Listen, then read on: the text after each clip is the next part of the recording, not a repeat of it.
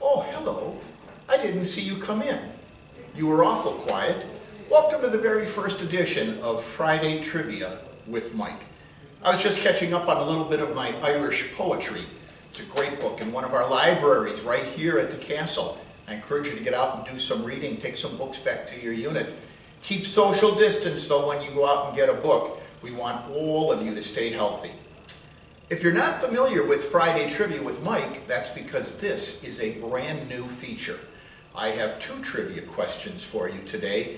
The first person to get them both correct and put the answers in my mailbox is going to win a great bottle of Chardonnay. I've got it right here. You'll be able to grab this on Monday when I come in if you are the winner. So what you do is you write down the answers to the 2 questions and you give them to the front reception desk. Have them put it in my mailbox. Put the date, either Friday, Saturday, or Sunday, and the time down on the sheet. And I'll know who's the first winner based on that. Shall we begin? I have 2 questions for you today. The very first one is a what am I? This will be a regular feature on Fridays. I will show you a graphic and you will try to figure out what it is. This item was very commonly used. It's not in use anymore. If you can figure out what this is, put the answer in my mailbox along with the very next question as well, and you could be the lucky winner of a wonderful bottle of Chardonnay. What am I? The second question I have for you involves a little bit of explanation. It involves the events of 1941. Now 1941, as you all know, was an extremely momentous year in the history of the United States. For example, on January 6th, in the State of the Union address, as given by Franklin Delano Roosevelt, he defined his 4 freedoms, which were fundamental global human rights. On January 20th, Franklin Delano Roosevelt was sworn in for his 3rd term as President of the United States, the only individual to have actually been sworn in and served 3 terms. As you all know, on February 27th, 1951, the 22nd Amendment forbade that from ever happening again.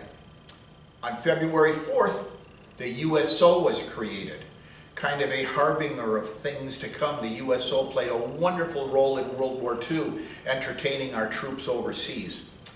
On March 8th, the Lend-Lease Act was passed by the United States Senate, something that helped us assist our allies prior to our entry into the war. On April 6th, Germany invaded Yugoslavia and Greece, and both of those countries capitulated within 3 weeks. On May 19th, the Viet Minh were formed in Vietnam and began their efforts to overthrow the French government in Vietnam, something that the United States would play a significant role in 20 and 30 years down the road. On another interesting note, on May 29th, Disney animators went on strike for more pay. On September 16th, the Shah of Iran was forced to step down and his son assumed the throne. Something that you all know really came back to affect American politics some 30 years later during the presidency of Jimmy Carter. And of course, the two most momentous events of 1941 that affected the United States of America. On December 7th, the Empire of Japan attacked our naval base at Pearl Harbor. And on December 8th, we declared war on the Empire of Japan as a result of that. However, one other item happened in 1941 that I think you'll find fascinating. On July 1st, 1941, a major watch manufacturer rolled out a brand new item that would influence society, the worldwide, and change it, some say for the better, and some say for the worse, evermore. Again, July 1st, a watch manufacturer rolled out a new item, and it changed society forever. Put on your thinking caps if you can figure out which watch manufacturer and what they rolled out on July 1st that changed society forever. And if you can tell us what this is, you can win our very first Friday Trivia with Mike, and this great bottle of Chardonnay can be yours. Now, if you'll excuse me, I'm going to go back to my Irish poetry. Enjoy your day.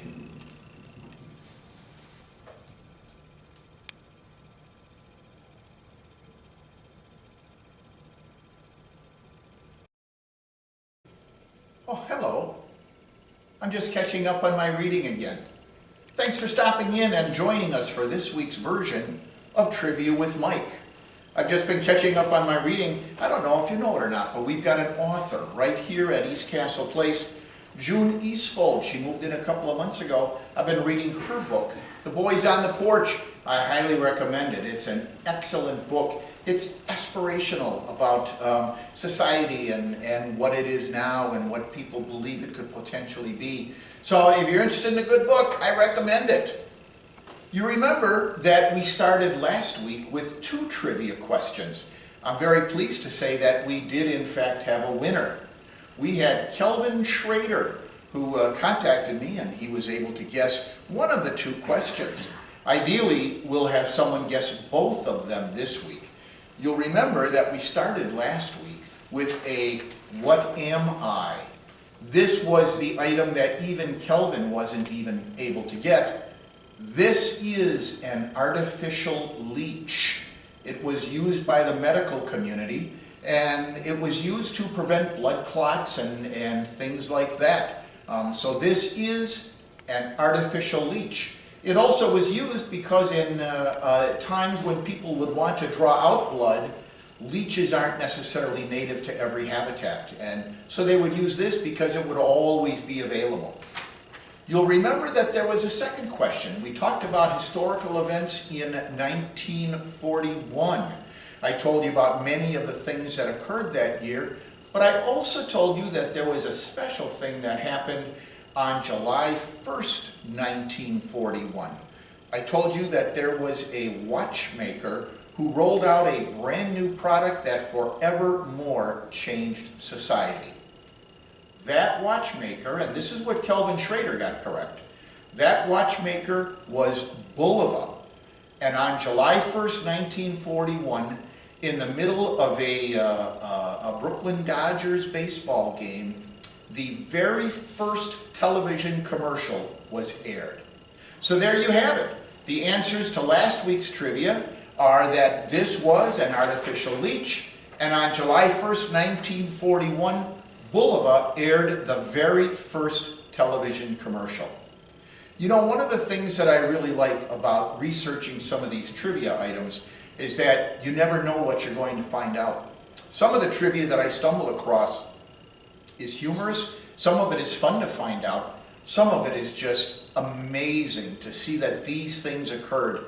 Let me tell you what one of them was. This isn't my question this year, but it's a trivia question that I think you'll find fascinating. You'll also find it somewhat, I believe, unbelievable in terms of the consequences of people's decisions. You all remember that on the 11th hour of the 11th day of the 11th month, the armistice was signed, ending what at that time was known as the War to End All Wars, the Great War, what we now know as World War I. What many people do not know is that the armistice was actually signed at 5 a.m. on November 11th. It did not go into effect until 11 a.m. I discovered an interesting sidebar to history in an effort to do two things. One was to affect, to the greatest extent possible, the post-war boundaries of countries in Europe, and to a second extent, generals to have one last chance at military glory. Armies from both sides threw themselves at each other, and the casualties and the death, the carnage, was just unbelievable. I discovered that from 5 a.m. on November 11th until 11 a.m. on November 11th, a time after the armistice was signed until it went into effect, there were more American casualties than we suffered at Normandy on D-Day. It's just amazing that that type of carnage could happen at a time when the world was gearing up for peace. So that's an interesting fact for you today. Now let's get on to this week's trivia. Let us begin with this week's What Am I? This woman's name is Mary Smith. She's an inhabitant of London. Your charge this week is to figure out what Mary is doing and what her job is called. So again, this is taking place in London. Actually, this picture was taken in 1931, so it's not that long ago. What is Mary Smith doing and what is it called? So that's the first part of Trivia with Mike this week. The second part of Trivia with Mike this week, again, is just a standard question.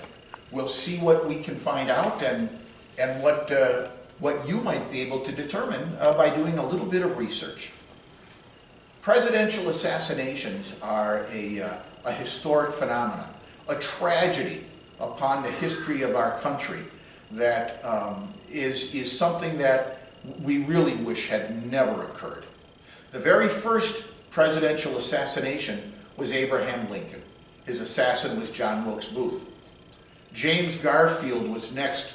An assassin by the name of Charles Guiteau actually felled James Garfield.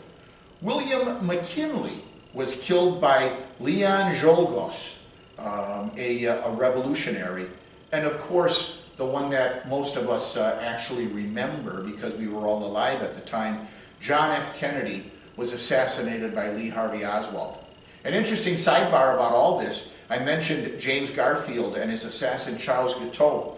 James Garfield is actually notable among these four presidents in that it wasn't really the assassin's bullet that killed him. He received such poor medical attention during the month following the assassination attempt that he actually died of infections to the wound caused by doctors who were constantly probing and trying to determine where the bullet was. Medical science today has determined that if the doctors just would have let him alone, left the bullet in his body, he would have healed naturally and survived the assassination attempt. This brings me to this week's second trivia question. The city of Milwaukee is notably connected to two presidential candidate assassination attempts. Your mission is to determine what those two attempts were, who the presidential candidates were, and how Milwaukee is tied to that assassination attempt. Again, 2 assassination attempts of presidential candidates are directly tied to the city of Milwaukee. Find out the presidential candidate, the incidents surrounding it, the details surrounding it, and how Milwaukee is tied to that assassination attempt. So once again, research the assassination of presidential candidates and tell me what Mary Smith is doing. You'll have the answer next week. Again, just like last week, we do have a very nice bottle of wine to our winner. A nice Pinot Grigio we are offering this week to the winner of our Trivia with Mike. You can call my office at 963-8425 and leave a message on my answering machine.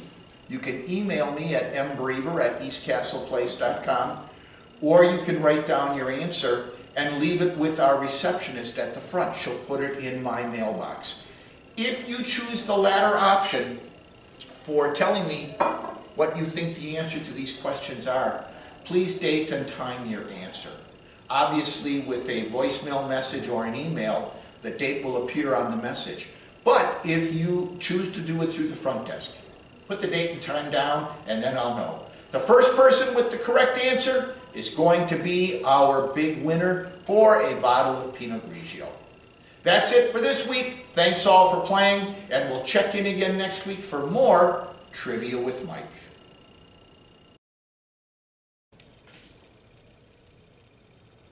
Well, welcome everybody. Thanks for joining us for this week's edition of Quick Trivia with Mike. I'm just reading one of our wonderful books right here from the library again. This one is Discovering Britain and Ireland. Maybe during this time of lockdown, this would be a great way for you to explore what we have available right here at East Castle Place. Take them back to your room and catch up on a little bit of literature. We've got, I'm going to guess, thousands of volumes. I'm sure there's at least one that has your name on it. So come on down and check out the libraries. You're going to love it. Speaking of the fact that we're all still in a lockdown, I hope you're enjoying these quick trivias with Mike as a little way to keep you energized in your room. I know when we come through this, we'll all be grateful that we all stayed healthy and safe, and I think that's the important thing. For our Christian friends out there, I want to wish you all a very happy Easter season. For my Jewish friends out there, I want to wish you all a very happy Pesach. So I hope you stay healthy and you stay happy. And I know this holiday season is a little bit different from past ones because of your family and friends possibly not being with you, but we'll all be together again soon. I promise you. Now, we had 2 trivia questions last week, and several of you have come up to me and wanted to know what the answers were. They were actually very entertaining. You know, we had a little bit of a contest, and the winner again this week was Kelvin Schrader. Kelvin wins a wonderful bottle of Pinot Grigio because he was able to answer one of the 2 questions correctly. I remind you, you don't have to get all of the trivia questions correct. Give your best guess on them. Whoever gives me the most correct answers is going to be winning the wine. If there are multiple people with the same number of answers that are correct, it'll be the first one to get the answer to me. You can do that by dropping off your answer at the front reception desk. They'll put it in my mailbox. But if you do that method, be sure to put the date and the time on your guess so that I know when you placed that guess.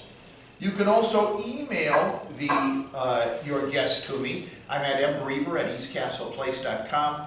I gave that to you relatively quick. Just call the front desk and they'll give you my email address. Or you can call my desk, 963-8425. My phone will record the date and the time that you gave your answer, and we'll know who it is. This week I have 3 questions for you, so feel free to call in, even if you only get one of them that you think you're pretty certain of. The first one in with the most number of questions correct is going to win our bottle of wine. And this week, we have yet another bottle of Pinot Grigio. It's a very nice Italian bottle. I think you're going to love it. So put on your thinking caps and get in those guesses. You'll remember that last week we had 2 questions. The first was a what am I? We had a graphic here of a woman. I explained to you that it was a profession that she was practicing. This woman is Mary Smith. Mary Smith is practicing a trade called the knocker-uppers.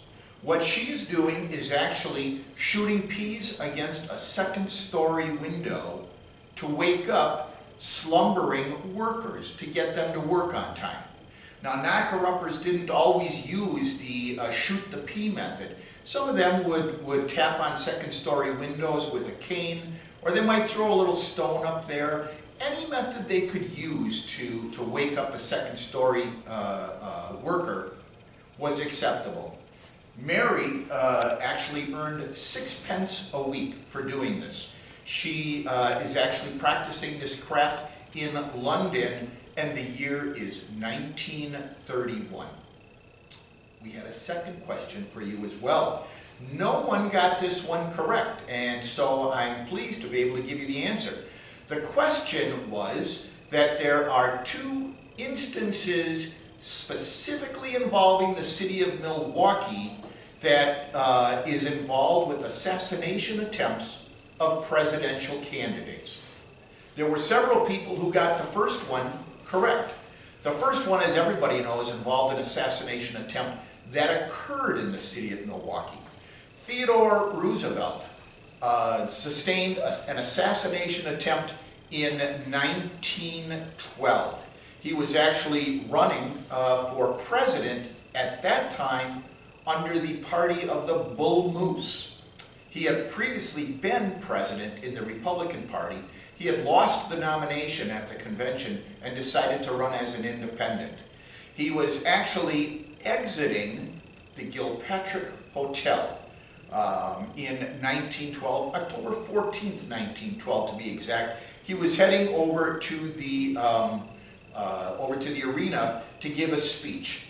The Gilpatrick Hotel is the current site of the Hyatt Hotel. Just to give you an idea of where that happened. An assassin by the name of John Schrenk, gentleman who was born in Bavaria, attempted to assassinate Theodore Roosevelt. As you probably know, Theodore Roosevelt did survive the attempt. However, the bullet did pierce his chest. It glanced off his eyeglasses that were in a chest pocket. It also glanced off his 50-page speech that he was about to recite. The bullet lodged in his chest. Ironically, he went over to the arena and he gave his speech anyways. It lasted about 90 minutes. He told everybody by beginning the speech, "Please excuse the fact that I'm a little bit quiet today. I have a bullet in my chest." Ironically, Theodore Roosevelt survived the assassination attempt, but the bullet was never removed. It was determined by doctors that leaving the bullet in place was the safest way to proceed for him. And you know, he lived a long life after the assassination attempt, but he did fail in his attempt to become president in 1912.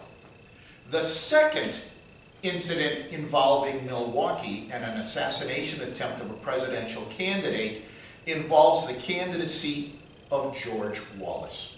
George Wallace was running for president in 1972, and an assassination attempt was foisted upon him by a gentleman who was born and raised in the city of Milwaukee, Arthur Bremer.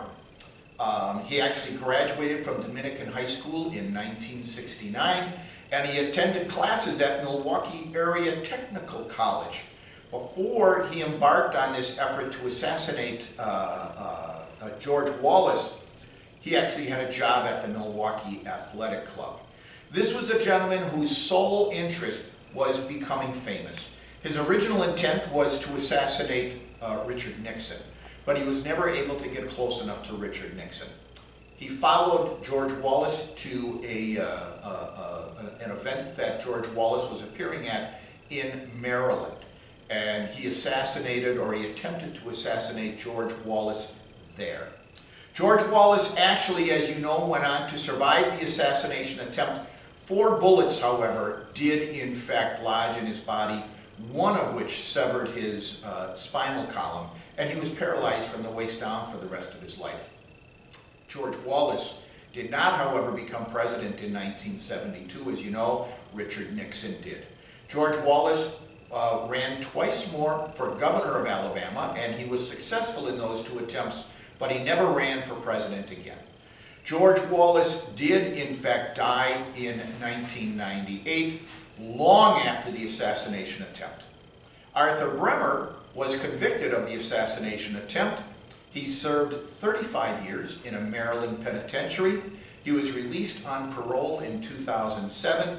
He will remain on parole until 2025 with two conditions: an ankle bracelet, and he is not allowed to be near any elective candidates of any kind.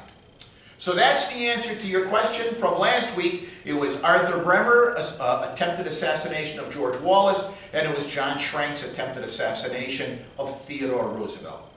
This week, I have 3 questions for you. One of them is very unique and specific to the holiday we are about to embark on. There is a German invention that goes back to the Middle Ages that was brought to the Americas in the 18th century by the Pennsylvania Dutch. It colors the way we celebrate Easter to this day. What is that invention that was brought to America by the Pennsylvania Dutch? Put on your thinking caps. That should be a relatively easy one for you, but we'll see. We'll see what other people have to say about it. The second one that I have for you should also be relatively easy.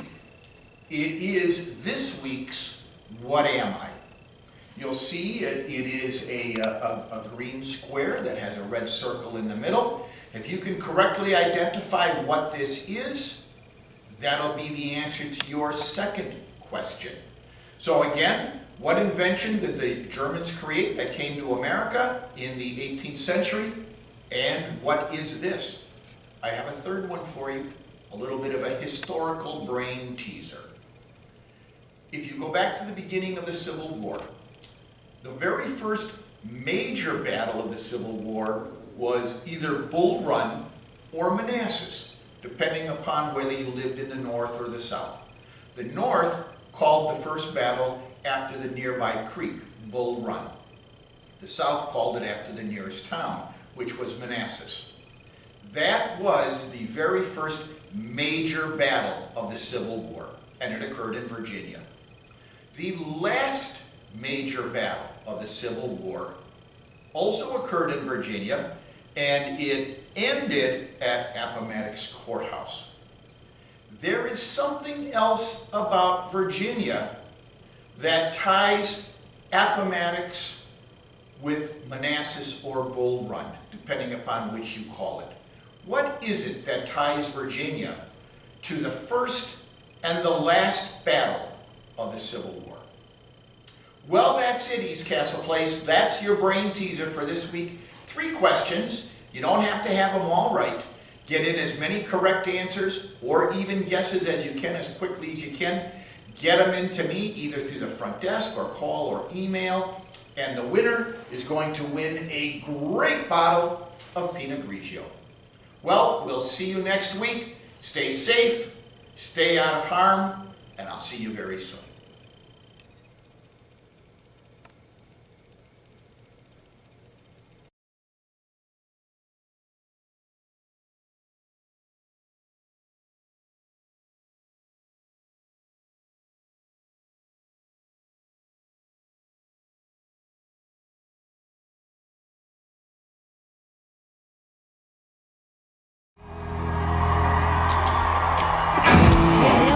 Shape I'm in, I can't sing, I ain't pretty, and my legs are thin. But don't ask me what I think of you, I might not give the answer that you want me to.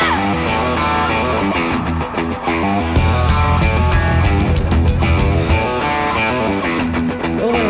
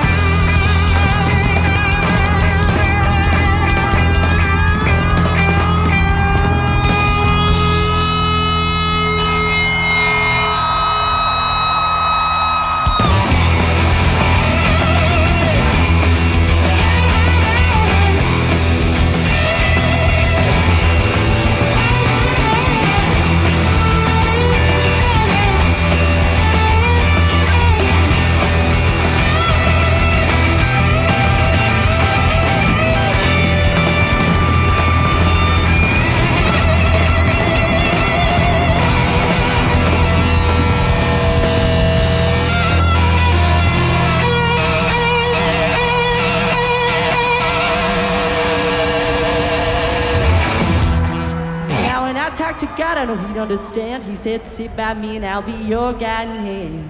But don't ask me what I think of you. I might not give the answer that you want me to.